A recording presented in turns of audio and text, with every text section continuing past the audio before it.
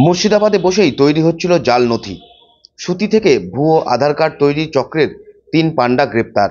ভুয়ো নথি ব্যবহার করে কলকাতা এবং আশেপাশের এলাকা থেকে পাসপোর্ট তৈরি চক্রের একাধিক পাণ্ডা যখন গ্রেপ্তার হচ্ছে, ঠিক সেই সময়ই মুর্শিদাবাদের সুতি থানা এলাকায় বসে জাল আধার কার্ড তৈরি অভিযোগে রবিবার ভোররাতে পুলিশের হাতে গ্রেপ্তার হলেন 3 ব্যক্তি।